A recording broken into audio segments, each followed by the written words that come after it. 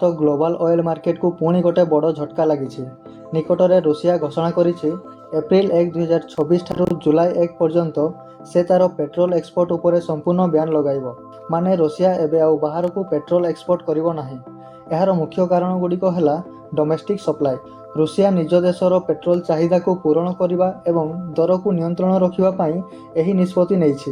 ଏହା ସହ ମିଡିଲ ଇଷ୍ଟରେ ଚାଲିଥିବା ଟେନସନ୍ ଏବଂ ସପ୍ଲାଏ ଚେନ୍ରେ ବାଧା ଯୋଗୁଁ ଗ୍ଲୋବାଲ ମାର୍କେଟ ଏବେ ଅନଷ୍ଟେବୁଲ ରହିଛି ଏବଂ ରୁଷିଆ ଏହି ସମୟରେ କୌଣସି ପ୍ରକାର ରିସ୍କ ନେବାକୁ ଚାହୁଁନାହିଁ। ଆଉ ଗତ ବର୍ଷ ରୁଷିଆର ରିଫାଇନାରୀ ଉପରେ ଆକ୍ରମଣ ହେବା ଏବଂ ଅଧିକ ଚାହିଦା ବଢ଼ିବା ଯୋଗୁଁ ଦେଶରେ ଫୁଏଲ ସର୍ଟେଜ ଦେଖାଦେଇଥିଲା, ଯାହା ଏହି ନିଷ୍ପତ୍ତିର ଗୋଟେ ବଡ଼ କାରଣ। ଏଇଠି ଜାଣି ରଖନ୍ତୁ କି ଏହି ବ୍ୟାନ୍ କେବଳ ପେଟ୍ରୋଲ ଉପରେ ଲାଗିଛି, କ୍ରୁଡ୍ ଅଏଲର ଏକ୍ସପୋର୍ଟ ଉପରେ ନୁହେଁ, ଯାହାଦ୍ୱାରା ରୁଷିଆ ଠାରୁ ପେଟ୍ରୋଲ ଇମ୍ପୋର୍ଟ କରୁଥିବା ଦେଶ ଯେପରି ଚାଇନା ଏବଂ ତୁର୍କୀ ପାଇଁ ଏହା ଅସୁବିଧା ହେବ।